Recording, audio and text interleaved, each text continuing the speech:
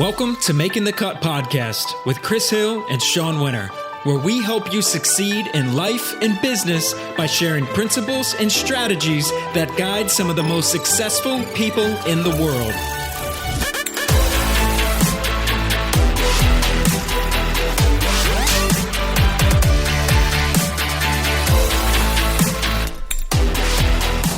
Welcome to episode 18 of the Making the Cut podcast. I'm Chris Hill with my co-host, Sean Winter.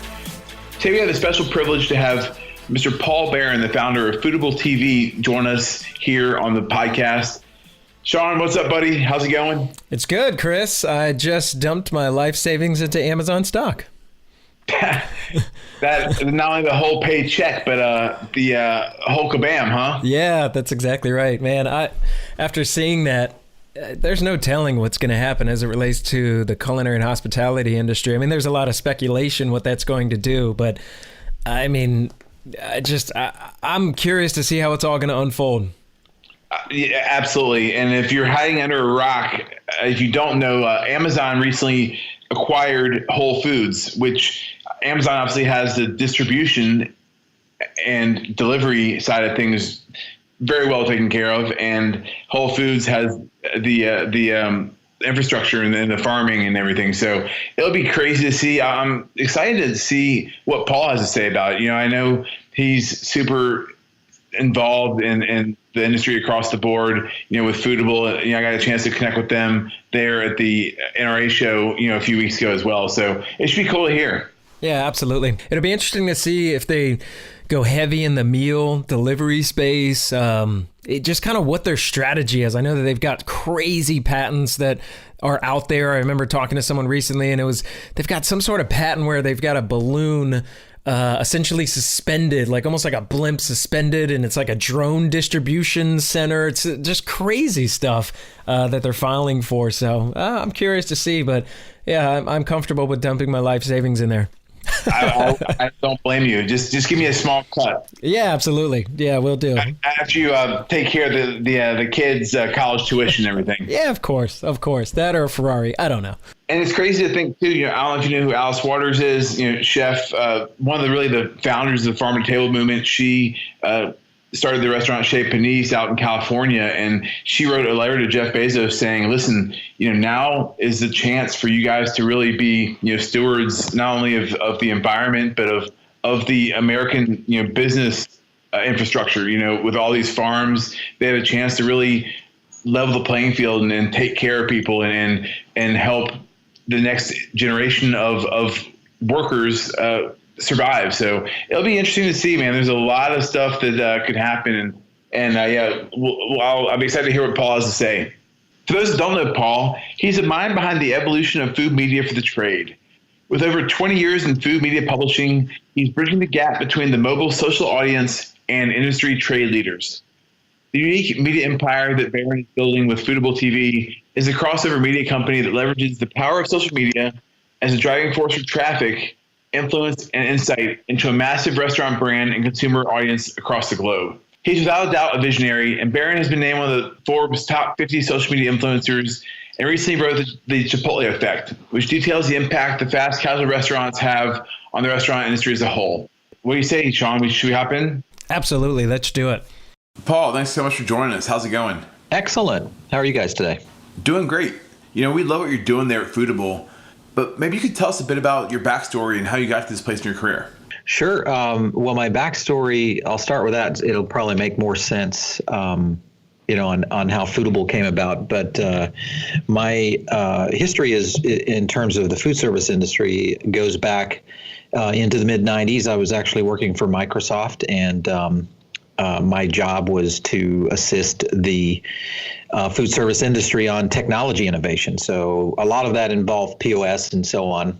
But I got a chance to meet, some of the really emerging leaders of our time, which, Howard Schultz with Starbucks, Ron Shaich with Panera, a lot of those brands that were really in their infant years, and got a chance to work with them directly, kind of fell in love with the industry and started consulting. And obviously I did technology consulting, fell in love with the internet and kind of how what I thought would be kind of the new publishing platform. And then I launched a few websites, fastcasual.com, pretty much built that from scratch, helped the industry kind of establish its presence, spent several years doing that, and then eventually merged that with a bigger publisher.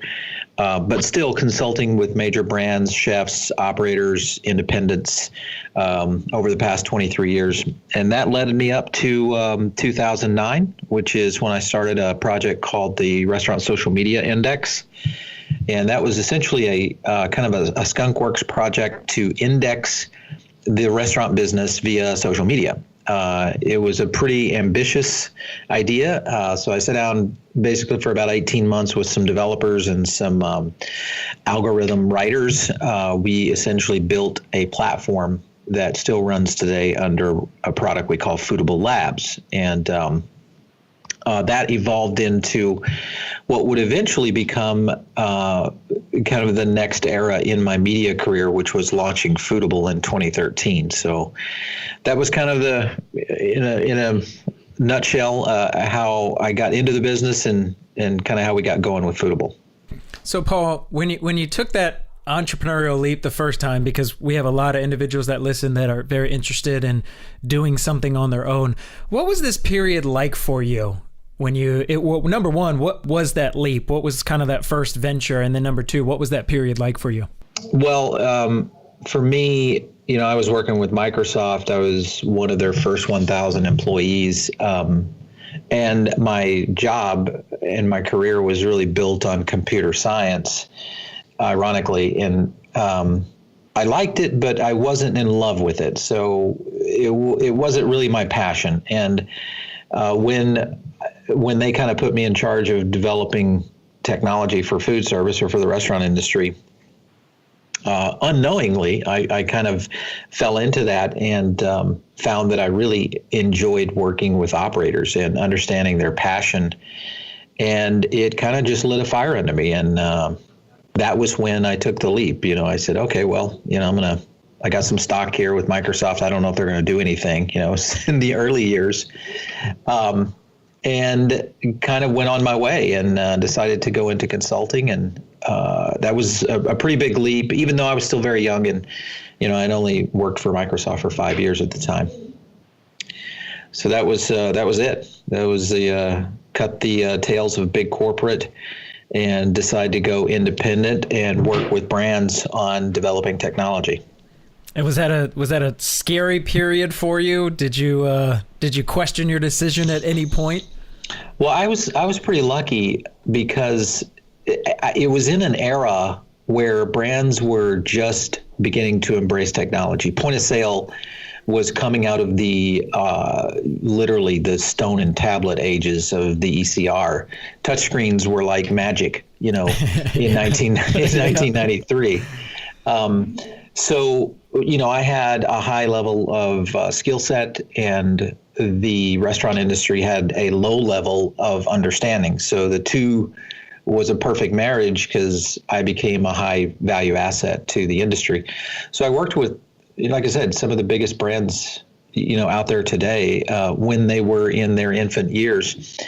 So it wasn't as scary for me other than would this work, but I knew that there was these brands that were someday going to be something. Starbucks was, growing fast, but they were still very small. Panera was at that time maybe 350 stores, so 10 times smaller than they are now. And then I ended up working with companies like Sonic Drive-In, McDonald's, a lot of the big brands. They paid the bills, so that was kind of my safety net, I guess, in consulting. The bigger leap was when I decided to get into publishing because I knew nothing about publishing. I knew a lot about the internet that was being built, and I knew a lot about technology. And kind of the two now go hand in hand 25 years later. But back then it was you were either a publisher and a writer, or you were a geek, and the two didn't meet in the middle. So that was probably the biggest challenge for me is making that leap to become a writer. Sounds like you and Sean are cut out of a bit of the same cloth. Yeah. I'm sitting here nodding my head. He's saying, Paul, when he said, I didn't know about publishing. Look, I've never done anything like I'm doing before, like I'm doing now before. So yeah, I completely understand. Yeah. So is Fast Casual the first brand you built from scratch? Well, actually, the first .com I started in food service was a site called QSR Web, which was about 6 months prior to launching Fast Casual. So QSR Web was quick service restaurant. That was my first website, and it was doing really so great in terms of, at that time, remember, this is pre-Google. So we were working on everything from AOL keywords to what was eventually going to become SEO with search engines like Alta Vista. So I was literally in the stone ages of the internet. Most of the people that I talked to just never believed that the internet would do anything. It was just a fad, not going to happen. But fortunately, I had kind of the insight, from a technology perspective to say, hey, this is a real deal. It's just a matter of time. I just have to hang in there. But yeah, QSR Web was the first one. 6 months later, I launched fastcasual.com and built those two sites to where they are now. They're probably two of the leading websites in the industry today. And that's something interesting that I wanted to touch on. Because, you were early to the internet, but it seems like you were also in the early days of the idea of fast casual in terms like QSR, right? Because back when this all started taking shape, I think I was probably in middle school, and certainly didn't have my pulse on the food industry. But what was that timeline like? Well, on Wikipedia, I am co-author of coining the term. It was between me and a guy in Dallas, Texas, who coined that term, and I'm not sure who got it first. but the good thing was I got the domain. I was speaking in New York to industry analysts on Wall Street about the food service industry. And that was when I basically presented a presentation that I called the deck Fast Casual. And the idea was to present Panera and what Starbucks was doing as the third place, and that this new evolution of dining out would take over where fast food would eventually move away from. And that was in 1993, 94. And, got the domain, started building all the properties around it, started the Fast Casual Alliance, which was and still is operating today, which is now run by the National Restaurant Association, called the Fast Casual Industry Council. That was our original group. And then I launched the Fast Casual Executive Summit, which was, it's now in its 13th year. And that's like-minded executives. I remember the first one was in Burbank, California, with 25 people. And it was in like 1999, 2000.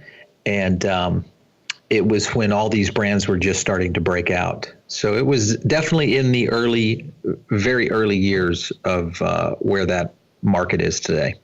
So Paul, to pull out a little lesson for the people that are listening from what you just said. So when you said you built that group, that alliance, for anybody that's interested in doing something like that today, where they see an opportunity to pull some people together, maybe build a group, what would you say helped you at that time to be able to get traction with that group, that alliance that then turned into a major thing?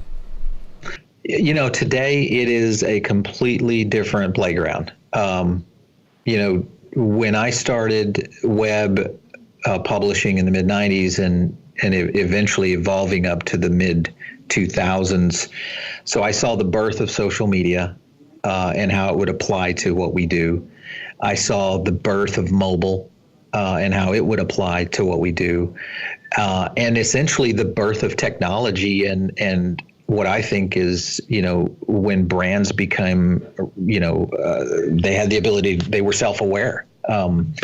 So, I'm really lucky in the sense of seeing all of that in its growth transition and infant stages and to where it is now, which is the only way you would do it.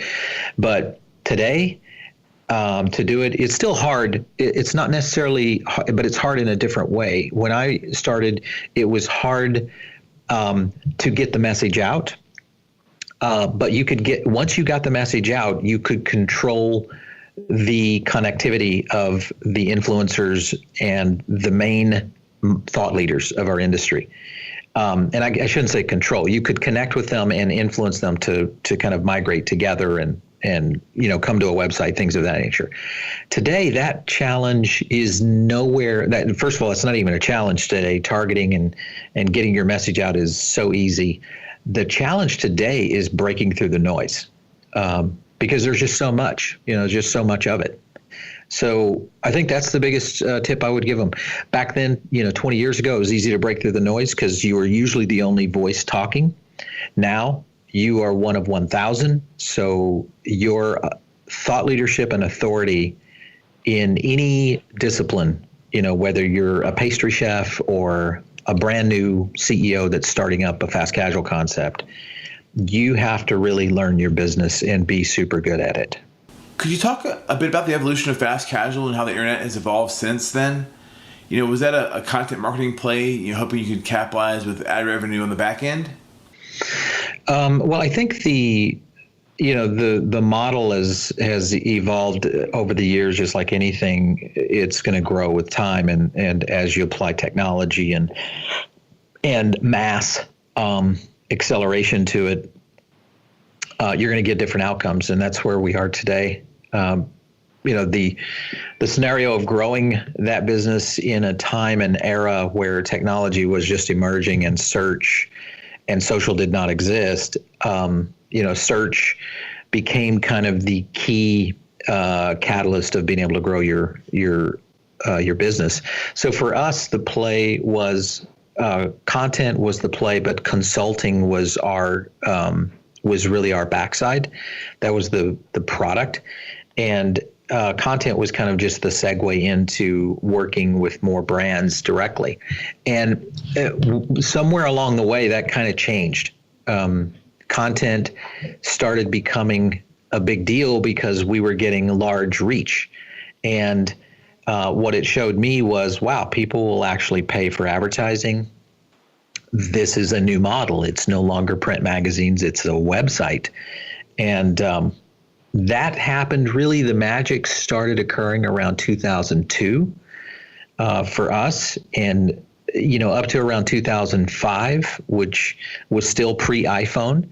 But once 2006, 2007 hit, you had mobile coming online, you had the internet, social media coming online, and you had this huge recession that hits us in 2008. So a lot of people looked at that as, wow, this is the death of everything in the food industry. And in reality, it was the exact opposite. What happened was in 2008, the consumers started retracting dramatically. And what occurred was they shifted their buying power and their habits away from more affluent dining to fast casual. So in 2008, you saw about 150 brands just explode in a matter of 2 to 3 years. And when I say explode, franchising, development agreements, all that kind of stuff just took off. And if you look at all the perfect storm that had to occur, real estate fell through the floor, so it was cheap and available. People were downgrading and trading down for their meal occasions. And all these emerging brands were delivering chef-level product at a cheaper price. So it was the perfect magical storm that basically catapulted that segment into where it is today, which is a $60 billion industry segment. If it were not for the recession, I don't think fast casual would have been where it is today. And half these brands wouldn't exist today. But today, now it's every chef, every operator, whether you're an emerging brand or a fast casual or QSR brand, you're trying to figure that model out of how consumers that want that product that way. So it's been a very interesting and a lot of luck had to occur both for the industry and even for myself. All of that had to happen for it to even work. I'm not sure all that could happen again. I mean, you'd have to. I'm not sure that you could recreate social media, recreate the mobile environment, even though there are some things that are happening today that I think might shift our industry in the next decade. But man, and maybe we are on the cusp of another enlightenment period. But we've had, 7, 8, 9 years of really pretty interesting growth in this industry. Yeah, and so if you were to take your best guess, Paul, you said that you think we may be on that enlightenment period. What do you think is next? Where do you think we're going? Even again, if it's your best guess on what's coming. Well, so I caught social really early, and I actually started doing talks on it in 2006. MySpace was still kind of king of the hill before Facebook got their ground under them. Twitter just started. In fact, it was a product that was something else. I'm trying to remember what it was. It was Odeo, I think. Yeah. They launched as a different kind of product, and then they pivoted. So what I was doing was I was watching and analyzing this, and I would say that that's probably one of my best attributes as a business person, is being able to understand and identify trends before they happened. I was able to do that with fast casual and even technology as it emerged into the food service space. But social was probably my big call because I saw it as this is going to revolutionize the small guy. This is going to take what is the bulk of our industry and level the playing field. And that happened. So now we are here, 2017, 10 years after Twitter starts, and social media is pretty much the only thing that matters when it comes to marketing for any business, whether you're a chef or an independent brand or a multi-unit brand. Social is now as much or as important as anything you're doing voice-wise. So for the future, there's a couple of things that I see coming. One scares me a little bit for brand, and that is Amazon. So, obviously we just saw the acquisition of Whole Foods this week. A few analysts were predicting that, but I don't think the food service industry really thought that would happen. Now, and here's the perfect storm that might be brewing. So Amazon has done a couple of things here in the last couple of years that's interesting. One, I think Alexa and the idea of voice search. All right, so you have voice, which is a new hack. It's no longer, typing in a search and visually I get brand elements. Visually, I get information about Blue Apron, or I get information about a restaurant, all these kinds of things. When you put in voice search, you eliminate what we as marketers have done for the last 5 decades, and that is to try to visually, get you to do something. Buy my meals, look at my beautiful Instagram, see my awesome menu, look at my videos on YouTube. All of that's a visual stimuli. Voice is not. And it's kind of going backwards, but yet at the same time, it's addressing one of the biggest challenges we have, and that's time. So you have all this happening. Amazon buys Whole Foods. The meal kit industry is exploding, but yet not making any money, so they don't have the logistics to be able to deal with all that. But who's the big elephant in the room? Amazon. They've got the logistics, product, and systems down pat, literally through some of the patents that they're working on. So now you influx Whole Foods, which is a new distribution arm, essentially, and it just so happens to be in food. And food is a dangerous area because I think with Amazon, first of all, I think they're going to be one of the fifth horsemen next to Google. And you look at Facebook and Netflix and some of the other power players like Apple. I think Amazon is maybe our first $1 trillion company. And when you put a $1 trillion company in the mix of a $1 trillion industry being food, that's, in my opinion, a recipe for disaster, possibly for the industry. And what I mean by that is we could see, a complete change in dynamic of how consumers eat. We've already seen the implication of on demand. So Uber has kind of already proven the model. Blue Apron has already kind of tested the waters, but now you get this gorilla in the room that's got more money than God, and there's no telling what these guys could do. So imagine in a world 2 years from today, my Alexa's right here next to me. I say, Alexa, I need lunch. Hi, Paul, what do you want? Tacos. Great. I'm going to find you the best taco that's closest to you for the best price.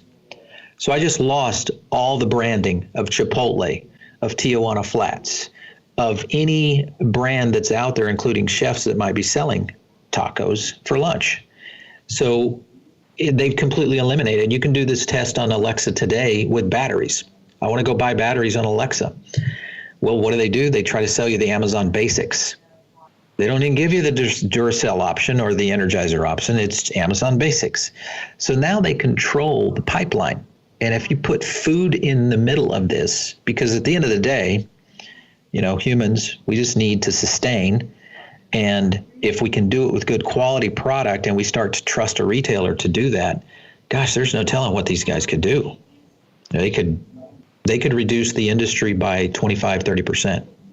That's really fascinating stuff. That's a little scary when I saw the acquisition, because this may be the first of many. Wegmans could be next, Trader Joe's, who knows who's next. And you become a distribution centralized system with a company that has a logistics engine that is untouchable and access to more cheap capital than anybody on the planet. They have the ability to go past the top 500 brands like they weren't even there. And that's kind of scary. So that would be not gloom and doom, but I was talking to, on Twitter, I was talking to Eric Oberholzer, the CEO of Tender Greens. He tweets back to me when I tweeted out, I said, oh my God, this is trouble. And Eric, being the guy he is, he responds out to that and says, gosh, this is a great opportunity to innovate and to really get close to our customer. And I think that's going to save us. Do you think there's an opportunity, maybe not now, but in the near future, to do something kind of like Google AdWords or sponsored listings and browser searches? Sure. Yeah, I think Google and what they're doing with Cortana and voice in general is going to have to combat. So if you look at it, Google has won our hearts and minds on advertising and search. If we need anything, we Google it. iTunes has won our hearts and minds, I think, on media. Netflix has won our hearts and minds on consumption. And how we consume content. But Amazon has won us on purchasing. And at the end of the day, that's what everybody wants, is you want somebody to buy something from you. Doesn't matter what business you're in. That's it. So retail is going to, if not already, decimated by what Amazon has done. Food could be next when you look at the logistics system. There's some interesting play. Yes, you could advertise via voice to try to start implicating voice search. I think Google would be the first to do that. Facebook may start to implicate that with some AR integration that we saw at the F8 conference this year. A lot of new stuff happening there. Listen, I think there are some changes coming. It may not be in like what happened in 2008, where we had everything happen at once, where social, mobile, and the economic slowdown hit us all at one time. Now I think we're dealing with social is kind of stagnating a little bit, so they're going to have to figure out some things to keep everybody engaged. Mobile is still exploding. Now it's use issues, where people are going to be moving more and more away from desktop and always on the go. So if you're not building for mobile, no matter who we talk to today, a chef, independent brand, anybody, whatever you do, it has to be mobile first. But I think voice is the one that is, it's an outlier that, that everybody's chasing now. I mean, Amazon or Apple just released their new home product. You've got, of course, Google in the market, and of course Alexa, which is, kind of the early mover and also the one that matters right now. So it's going to be interesting to see how this comes, especially if delivery continues its ascension in terms of food away from home, because that's a big number. It's almost doubled in the last 3 years. It's wild. And I could see, just like Amazon has now, where they have sponsored content where it's kind of a pay to play type situation for products to show up. I could see where the voice searches, it's going to be the people that pay the most to be able to show up potentially. Do you think? Exactly. Mm-hmm. Well, it can, and I think there will be some hacks that hit us, much like what social media did, because social media hit at the right time, that where small brands and independents could hack the system. You could get your voice out without spending a ton of money on advertising, and of course that's changed now. Facebook, now it's pay to play no matter who you're with, but there may be small windows of opportunity as this transition occurs for the on-demand economy. When I say on-demand, meaning I'm mobile, I need food. Today I ordered off of Uber Eats. I've done it 3 times this week, and here it is Tuesday.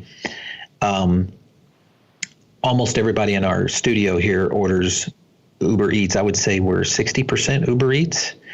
When we're on the road, we're moving like crazy. I'm ordering Uber Eats, and it's landing at a location I'm not even at yet. These logistics companies could become a really dangerous scenario. Now, you got concepts like in New York where you got a lot of ghost restaurant type concepts coming up. You've got new systems where chefs are building centralized commissary systems and use that for delivery only. You can combat it that way, but that was before Amazon got in the game, and Amazon got in the game this week. So that is the issue that's still a little new to digest, and we're going to see a lot of movement, I think, in the space over the next few years as it starts to address that. Maybe I'm an old soul, but I love this industry in part because of the interaction and relationship you have in person with a customer. And honestly, aside from having a quality product, it seems to me that's one of the best ways to grow a business. But in certain ways, it sounds like this type of relationship could almost be in jeopardy in certain ways. Well, actually, Chris, I think you're onto something there. So this is an analysis that we are doing right now that we call experiential or utility. And the idea behind this is the brands and businesses and chefs that will win in 10 years and 5 years maybe, I believe, are going to be the brands, chefs, and independents that create experiential dining. Now, experiential dining for, let's say, limited service is going to be a company like Tender Greens or Sweet Greens or Eureka in California, those kind of brands. When you go there, it's an experience. You're getting awesome craft beer, cool vibe, really hip ingredients, story behind this whole thing. It's a fun place to gather. It's an experience. It's entertainment. But it starts to move away from the brands that are utility, because utility can be replaced by delivery and by food away from home. And I think that's where we'll start to see the separation. The problem that we have is about 75 to 80% of the businesses in the industry today are utility. So if you have 75 to 80% currently, in 5 years, let's say if the market gets hit by 30, 40%, utility will be the lion's share of what gets hit, because utility will be replaced by Amazon or by a system like that. Today I order Amazon because I don't want to go, to the grocery store, or Shipt, or I use Postmates. I'm using all these on-demand solutions, but if you put an Amazon in the mix for all meal occasions, whether it's breakfast, lunch, or dinner, and you make it convenient enough and affordable enough, that's a new game. That's a completely new game. And maybe Amazon starts implementing chef-designed products, chef-designed centers, where you can go into these Whole Foods. You can buy your food, or you can sit there and do a culinary class with a world-renowned chef. And then, by the way, you can order your next 3 weeks of meals pre-prepared, delivered right to your doorstep for the next 3 weeks. They just took you out of the market for dinner and eating out for 3 weeks. So that is the thing. And I'm right now, we're just looking at the beginning of ideas that these guys could start implementing with the kind of distribution they have. Who knows what they've got? I know one thing, I'm going to start following their patents very closely. Yeah, I saw something that was published about that. I think they had something for an air distribution type of like a blimp or something like that. I don't know if you saw that, but it was something that they were filing for. Yeah, where they would have, I think that was a part of their drone delivery type system, which just, I mean, it blows my mind, but it's crazy that it's not really out of the realm of possibility. You're right. But of course, then again, what we know today that we've slowly come to accept in society, if you'd have said the things that we have access to today 15 years ago, you would have kind of looked at a little tilted head and kind of go, really? Yeah. I don't think so. Yep. I'm not going to, Absolutely. I'm going to use a taxi. I'm not going to call a black car and, have this happen. What is, I'm not going to send out information that's 140 characters and think it means anything. No, we wouldn't have said that. But I think now, technology has, it's invaded the industry in good ways, and I think also in concerning ways.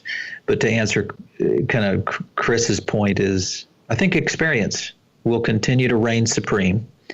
But that is a hard thing to do when you have 1 million restaurants in the United States, because they're not all experience. There's only a handful that really fall under that. Mm-hmm. And I think that's just such a point to emphasize. I know that I was connecting with a guy named Tim Ma, Chef Tim Ma, recently, and he's just said more and more experience matters. It's about the experience. And I know some people would then come back and say, well, the experience has always mattered. But yes, but based upon what you're saying, I can see where it's just even more so, because there is that split between utility and something that's going to provide an experience to somebody, and they're going to go out of their way to continue to do business with a place that gives them experience, but they're going to replace the utility. I think it's just so profound what you said, and so true. Something that people need to think about. Well, fast casual kind of had started that phase. When you look at, hey, instead of going to, not that Taco Bell isn't doing well, but instead of going to a fast food Mexican place, I might go to Chipotle, and obviously that's why Chipotle grew so fast. They had different ingredients. They had a completely different vibe. They created a new experience. Starbucks, that's essentially what they've built their entire brand on, is experience.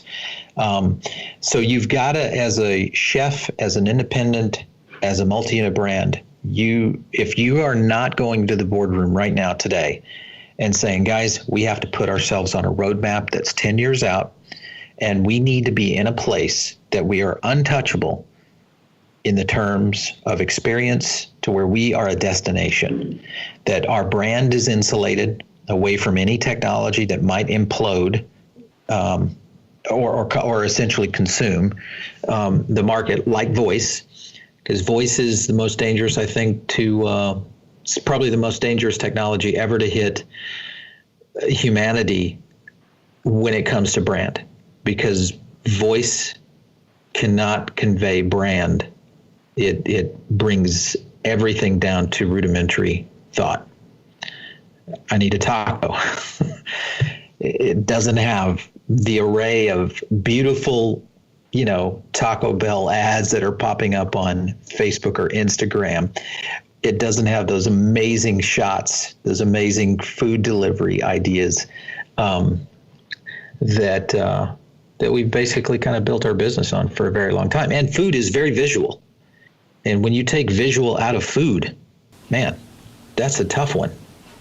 Along the same lines as we've been talking about, do you think that the Sysco's and US Foods of the world, who have the supply chain side of the business down packed, at least on the supplier side for restaurants, do you think they maybe missed an opportunity? And if they did, do you think they have reason to be concerned with Amazon in the picture now? Well, I think there's two things that are happening. So if you look at the tech space, I think everything's centralizing to a few players, a handful. But when you look at food, it's much more long tail. And what I mean by long tail is, instead of the big consumer packaged good products controlling the industry like we have had for the last 30 years. Now you're going to have all of these, smaller companies, food companies that are going to start developing products, whether it's protein products, sustainably raised fish, a new type of heritage breed hog that does a certain kind of bacon, a new concept of vegetables or plants that are handled and distributed in a new way. All of that long tail opportunity is huge. So there's a couple things that could happen for the supply side. One is they figure out, which all of the big guys, whether you're talking about Tyson or Coke or any of those guys, they are purchasing these smaller companies as fast as they can find them. So that's going to be great. I mean, if I was in the small brand food business and I had something that was an awesome brand that's a food product, man, that's a great position to be in, because right now all these consumer packaged goods companies are going to be hunting for those kind of companies. But I think because food is so wide and varied in all the different categories, we're getting ready to head up to the fancy food show. There's 5,000 exhibitors there, and that's probably 1/10 of what the market is. So imagine 50,000 different specialty food makers. This is a new craft cottage industry that is a very long tail approach, and it plays into where maybe the market is going. Maybe there is a trajectory where that food production type starts to meet this new re-established industry in the next 3 to 5 years. It'll be interesting to see how this all comes together. What do you think is going to drive that lever if it goes to that direction? Consumer. Got it. No doubt. Consumers going to, they're going to continue to raise the bar. They're going to continue to demand more from the chef, more ingredients, better ingredients, more exotic ingredients or different. They're going to continue to demand imagination. And that goes back to Chris's point, creativity and experience has to be a part of that. Now, ingredients can play a big role, and supply products can play a big role. You're not going to win by putting boar's head on your menu for your sandwiches. Boar's head is a great product, but in 5 years, there's going to be 50 different suppliers of prosciutto, or 50 different suppliers of cured ham, or a new type of antibiotic-free turkey that has some sort of, super juice in it that completely changes how sandwiches are done. So, and this is just, one small, micron of where the industry is going. It doesn't matter if you're talking about spices or beverage or ingredients for bars or what a chef is going to be using from a sustainable, aquaponic farm. It doesn't, I'm telling you, the more of that we see, it only plays back to the point that I believe the industry is going, and that is less of the utility and more of the experience. Augmented reality. So that's probably still a half dozen years or so away, for at least being at scale. But do you see that as an opportunity to leverage the experiential side of things? I think it'll be an interesting play for restaurant operators. But it I think will be a tool, just like Twitter and Facebook is today, that will give a user the ability to discover, restaurants that have this great product or great food. And it will also be a way, unfortunately, to identify the losers really quick too. So if you're walking down Madison Park or Madison Avenue in New York and you're looking for lunch and you do have an AR phone or glass, whatever it might be, and you hold it up and there's all of the combined ratings from Twitter, Yelp, Google, Facebook, and it's all converged into one overall rating. And you're going to say, well, I'm going to go to the 4-star, and it gives you the average check right up there. And then, by the way, here's the specials for the day, and here's the chef. Now, that kind of tool is huge, but how do people keep up with that? Today, the reason that the restaurant industry stays competitive is because consumers are lazy. They're not willing to go chase down all those attributes. But if you curate all of that into one place and then you give somebody a list, I mean, how far before you have a whole bunch of B and C rated restaurants that just go away? And what's left is going to be the best of the best. Now, that is dining nirvana, but it's also a world of winners and losers. And today we have a lot of underperforming restaurants that are still making it, just because, the average consumer they don't have the due diligence to chase it down. But if you're going out to dinner in New York, you can damn sure bet I'm going to Mark Forgione's, and that's the guy I'm going to go see because I've done all the research. I know his lobster Tabasco, appetizer is unbelievable. He's known for it. I know his bar program is kick-ass. I know it because I've done all my due diligence because I'm going to spend $100. But if I'm going out for lunch and I'm going to spend $15 and I have AR giving me all that juice of information, I think it puts a lot of pressure on the underperformers of our industry. Yeah, I could see that. It sounds like we are conceptualizing a new business idea. If you're asking us to be a partner, Paul, I mean, it's very subtle. I mean, just come out and say it. Just come out and say it. So question, where did the idea of Foodable come from, number one? And I think you said it kind of, it morphed from something else. And then, well, let's start with that, because then I want to see where do you see that fitting into this ecosystem that we're talking about? Yeah, sure. It was really simple. For me, I looked at media as being part technology, part data, and part content. And when I looked at the media space, and this is in 2009, there was only a handful of companies that were doing what I thought needed to be done if you applied all three of those levers, technology, data, and content. So that was really kind of the genesis of what could we do if we applied all three of these levers? First, content. Well, nobody wants to just read stories anymore.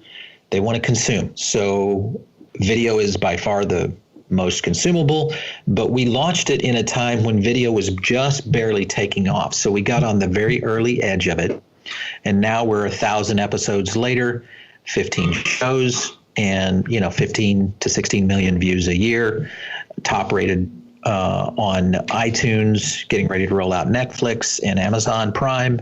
So all of our content is moving to over to the top type platforms. But so those were the levers that we had to pull to make it work. But I think for us, the magic and the story for us was that, in my opinion, there were too many filmmakers picking on the restaurant business. Too many people were having their way with telling the industry and the consumer of how bad we are as an industry. And I kind of just got fed up with it. No pun intended for the film fed up, but I just kind of said, you know what? There's a hell of a lot more stories out here that aren't being told. There's people out here that this is their passion. And when you eat their food, you have walked into another place in time. I know these people. Why can't we tell that story? And that was really kind of the genesis of it. So our mantra and mission here at Foodable is we only tell the good stories of our industry. There's plenty of people out there that can tell the crap. We tell the great stories of our business. And just about all of us that get into this for the long game, we pour our heart and soul into it every day. And you get that 1-star review on Yelp because something went wrong, or maybe the customer just had a bad day. And it's hard not to take that kind of stuff personally. So I love what y'all are doing, right in line with the stuff that I preach. And I think it's especially important right now, as we're at this precipice, not sure what's going to happen next. And it really reminds us of the fact that out there in the world, there are a lot of good stories in the food industry as well.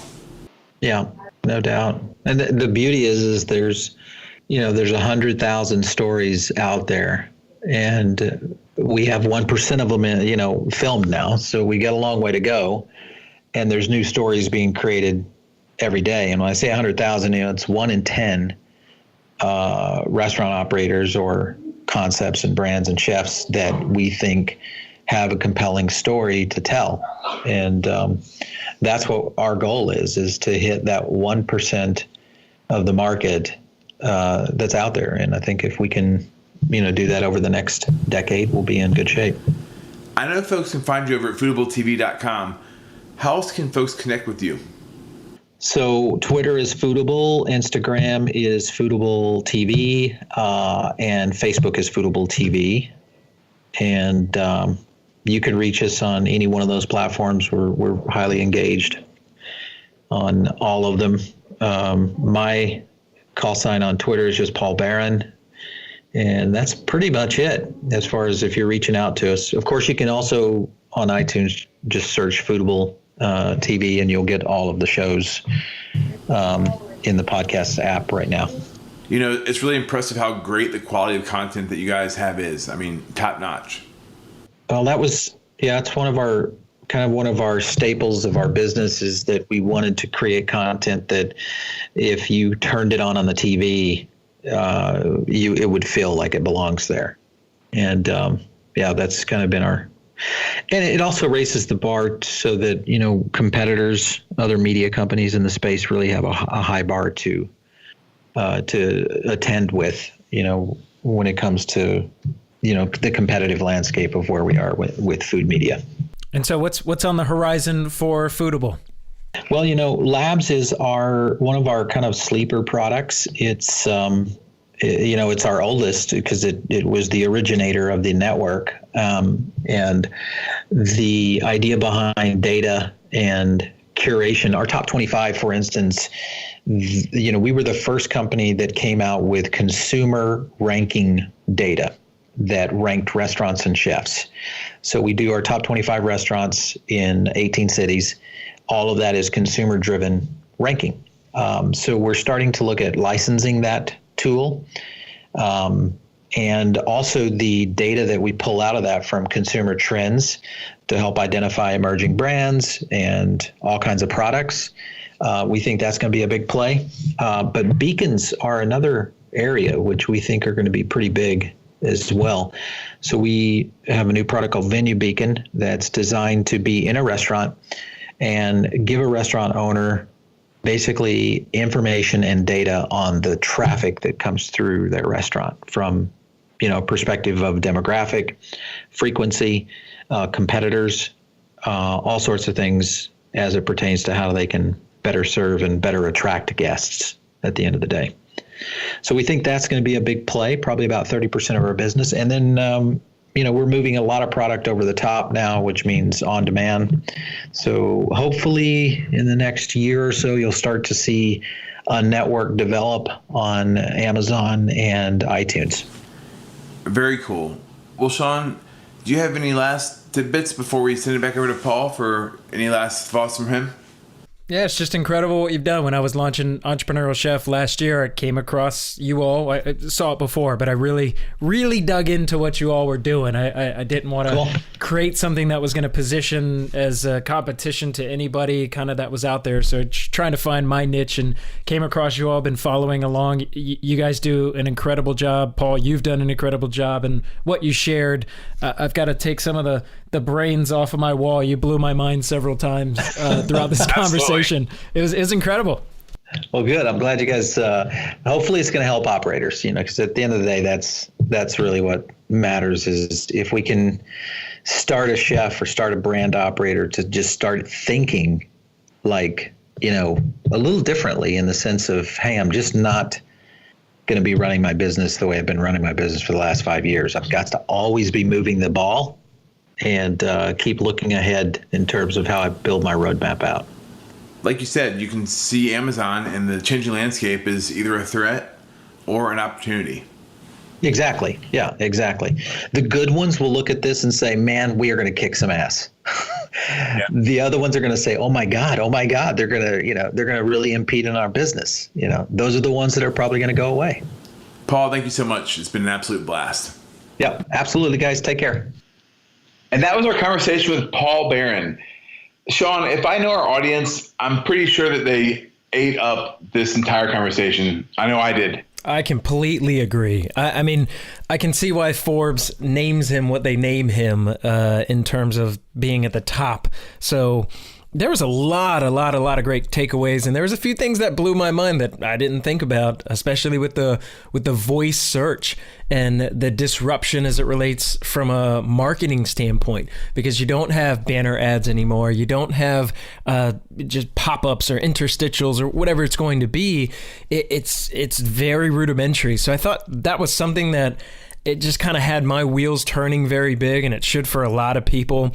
A couple of other key points is definitely the built for mobile. We know that this trend has been continuing for a long time. So I still see certain websites or just certain companies that have products or services that are not built for mobile, and it's mind-blowing. And then from there, I think the other thing was the utility versus experience, that the companies, especially in the culinary industry or the hospitality industry, that are more utility, they have they should be a little concerned. There's a possibility that they could be replaced, and you should really be focusing on the experience. So there was a lot of key points, Chris, and it was a great conversation. So what about you?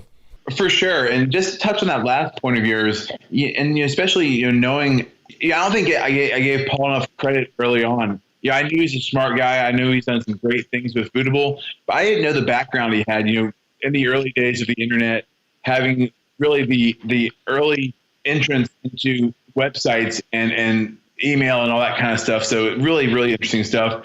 And as you're referring to, being utility and being interesting and different and something that people want to gravitate towards, it reminds me a lot of Seth Godin, another kind of early marketing guy who has been one of the pioneers of marketing over the last 20 years. And it's clear that Paul knows his stuff. He's on the cutting edge. And for me, I think being a restaurant, former owner, operator, and chef, what kind of jumped out at me is maybe something potentially scary, and we kind of alluded to it, at least, hoping we talk about, before the show, was this whole, Amazon buying Whole Foods, but what's going to happen?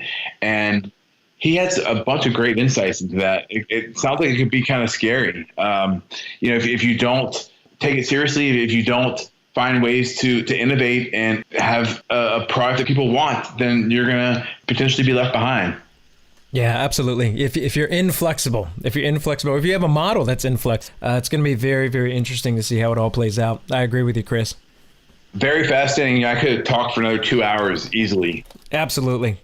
Well, we hope you guys enjoyed listening. We'd love for you to share this out with your friends. You can reach Paul on Twitter at Paul, Barron, Barron, or the company Foodable is just at Food, ABLE, Foodable. Easy enough. And let us know what you think. We'd love for you to leave a review. To leave you with one final quote from Paul, if you haven't been changed enough, put yourself on a roadmap 10 years out to be at a place where you're untouchable in terms of experience and your brand is isolated from any technology that might implode or consume the market. And on that, we're signing off.